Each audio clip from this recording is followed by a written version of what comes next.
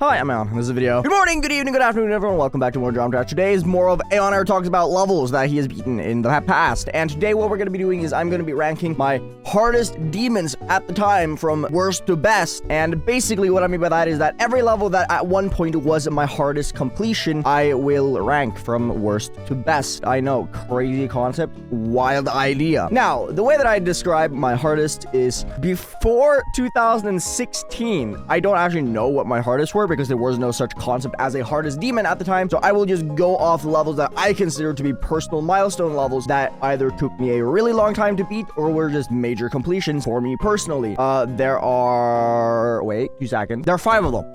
There are 5 of those levels. Well, one of them was beaten in 2016, but I digress. There are 5 of those levels that I don't know actually if they were my hardest. However, they were major milestones for me personally. I will also not count this as levels that I beat and considered my hardest personally, and going only based off the list. So stuff like Nelv, which I consider harder than Bloodlust, I will not be counting on this list because it wasn't technically a hardest, even though I felt like it was a hardest, if that makes sense. Anyway, without further ado, let's hop into it. Starting at number 15. Wait, I gotta try that again. Starting at number 15.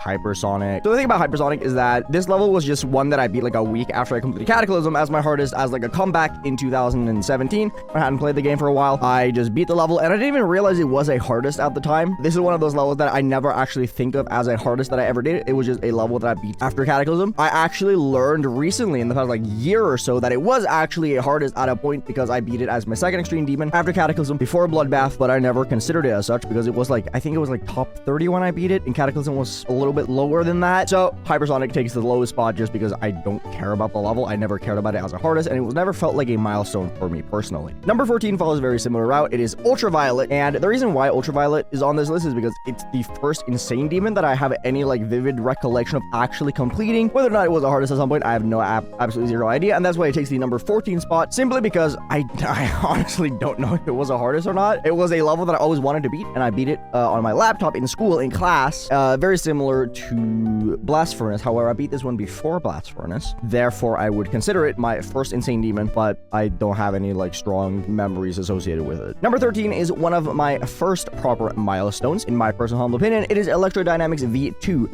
I beat this 2 days after it came out, being the absolute first victor of this level, and to me that felt very accomplishing. The reason why it's not higher is because it wasn't really something that I attempted to. It was just I liked the Neptune V2s, therefore I wanted to beat it. I beat it. I was the first person to do so. The video got like, I think like 50,000 views or something, which was very, very huge at the time, and it's a level that I look back on very, very fondly. It was not a level that to me stood out significantly in the fact that it's just electrodynamics again.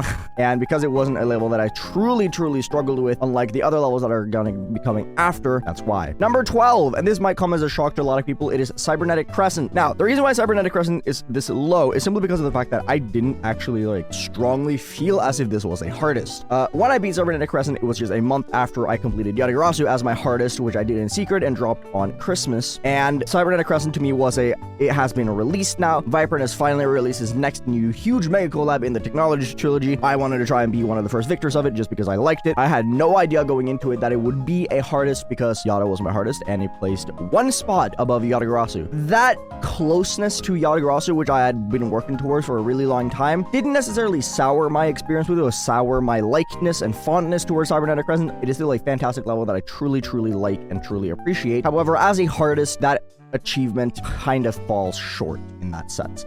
I don't dislike it, but as a hardest, it doesn't truly stick out to me personally. Number 11 is Death Funk by Neptune. This is one of those levels that at the time of beating this was considered impossible. The ship parts in this level are very difficult, and Neptune was infamous for having very high skill ceiling levels, and Death Funk is no exception. The thing about Death Funk that made it stand out at the time was as I mentioned, the super difficult ship parts. The ship part with the gravity switches were ridiculously hard, and at the time of me beating it, I was the first person to complete the level, and it had been out for like a couple months at the time, which was absolutely insane. Now, the one thing that really stuck out to me with Death Funk is the fact that I used the title Insane Demon in the title of the video, and that is, to my knowledge, one of, if not just the first time anyone has ever called anything Insane Demon. Ironic today that it is a medium demon, but I digress. I thought Death Funk was a huge, awesome achievement. I was really proud of myself. It was something that I worked towards for several days when I beat it, and it's an awesome level. I really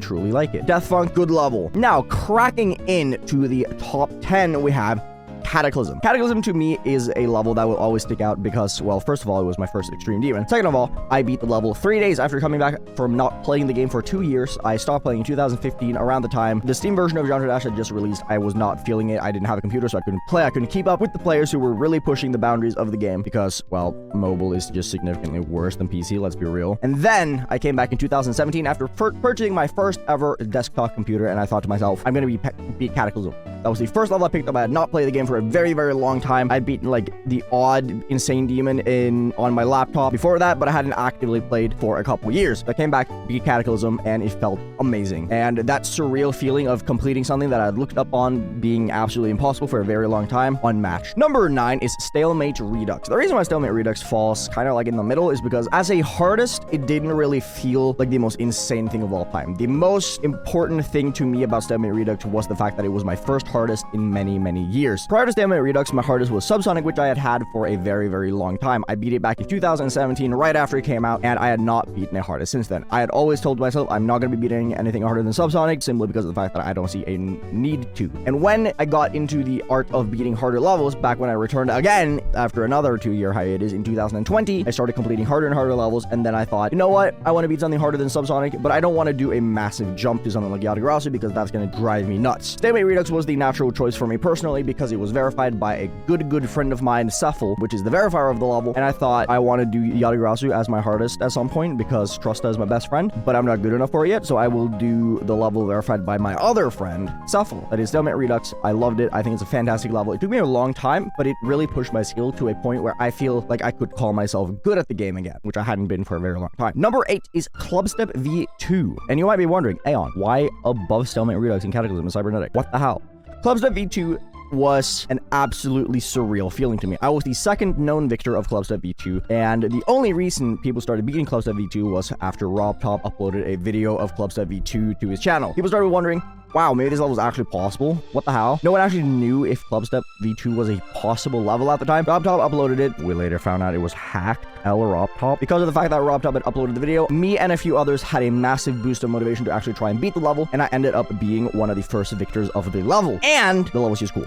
I like Clubstep V2. I think it's a fantastic level. It is probably my second favorite Neptune level after Deadly Clubstep, but Clubstep V2 holds a very special place in my heart just because of the fact that Robtop for some reason was my motivation to beat the level, and it was a super fulfilling feeling to actually complete the level. Number 7 is Bloodlust, and I had a really hard time placing Bloodlust, and the reason why is because on one end, Bloodlust had been my chase demon for a very long time. I've always dreamed about completing Bloodlust. It was one of those levels that I looked at and I was like, I want to do that. That is a level I need to complete at some point. And it was. I really enjoyed Bloodlust. I think it's a fantastic level, and it has a very strong place in my heart. I love everything about it. I love the experience. But the reason why it doesn't break higher than number 7 halfway onto the list is because it felt underwhelming. It felt like a level that it didn't feel like I pushed myself with it. I was jumping from Yatagarasu / Cybernetic Crescent, which is a massive jump. It is a huge jump to go from something that is currently in the 110s to something that is in the current number 46, 47 something based on current list. I don't really know. It doesn't really matter. But that is a huge jump. However, I just beat Bloodlust too fast.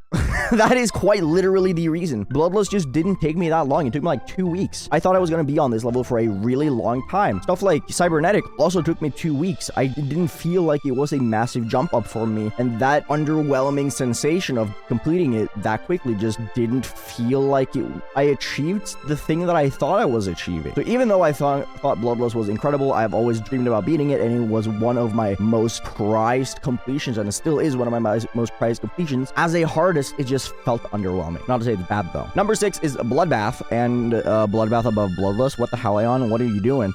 But basically, Bloodlust was underwhelming. Bloodbath, not so underwhelming. Bloodbath was an incredibly good feeling of completing. I was in call with my friends all the time while trying to beat the level, and it was super fun playing alongside other friends who were also trying to beat Bloodbath at the time. I was one of the first 100 victors of the level back in 2017, and it just felt good, you know. Bloodbath was still a top 10 at the time. I've just been longing for it. I came back to the game just a month prior, and I was just hard grinding to beat this level, and finally completing it just felt incredible. And because of that, Bloodbath just holds a very high place in my heart personally. I really, really like the level. Even if today I wouldn't really recommend it to anyone just because of how boring it is, as a hardest to me, back when I beat it, it was an absolutely surreal feeling. Number 5 is, me stroking myself off a little bit, is To the Stars by AeonAir. And essentially, this is like my magnum opus creation in the sense that I pushed my skill to the absolute limit by making really, really hard stuff, memory-based, skill-based ship stuff, and it was just, I don't know, there was something about it back then that was really, really difficult. You required a lot of ship control. There were a lot of orbs and ships that just weren't a thing back then, as well as a lot of gravity switches in weird diagonals, and it just, to a lot of people, To the Stars, which is really tough, and to a lot of people, it is considered one of the original hardest levels to have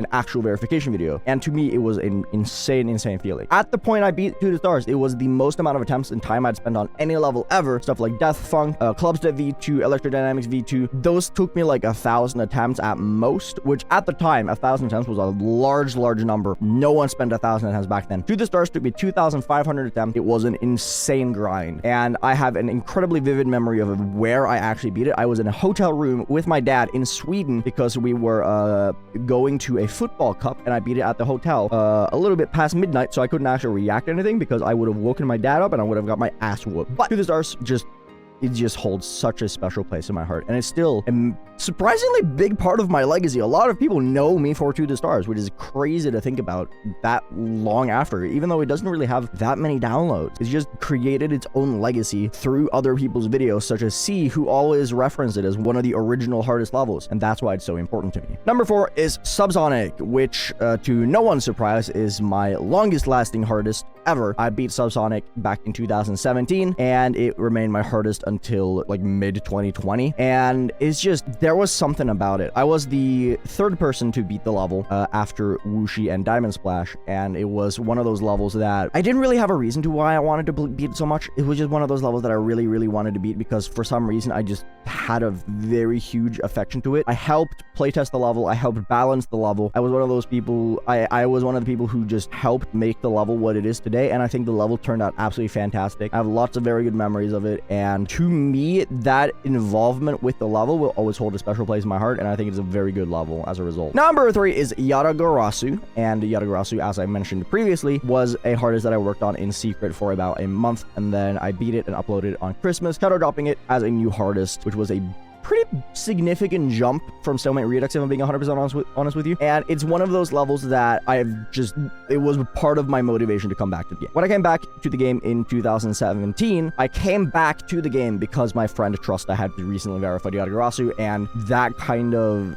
verification just truly motivated me to get back into the game. I saw what was possible, and I was like, wow, that's incredible. That's absolutely nuts. That's so cool. How is something like this even possible? And when I came back to the game and had another burst of motivation to play the game in 2020, one of the things that I told myself was, I want to be Yatagarasu. That is one of my main goals. And by the end of the same year, I was able to complete it as a hardest, and it felt absolutely incredible. The fact that I fluked from Lugia. I didn't die to Funny Game. I didn't die to Riot's part. It was mind-blowing. And because it's the level of my best friend, it's just a great level. I really like it. It's such an important level to me, and I really, really liked it. Now, here comes the pop question. What do you think is number 1 and number 2? And which order do you think it is? Because they're my 2 most recent hardests, and I don't think anyone's surprised. Anyway, number 2 goes to Hard Machine. Hard Machine is gonna be my forever hardest, most likely, unless I somehow beat something in the same fashion as Cybernetic Crescent, where I'm just like, I don't know if it's harder or not. It could be, it could not be, it could be like 1 spot above. I don't know. But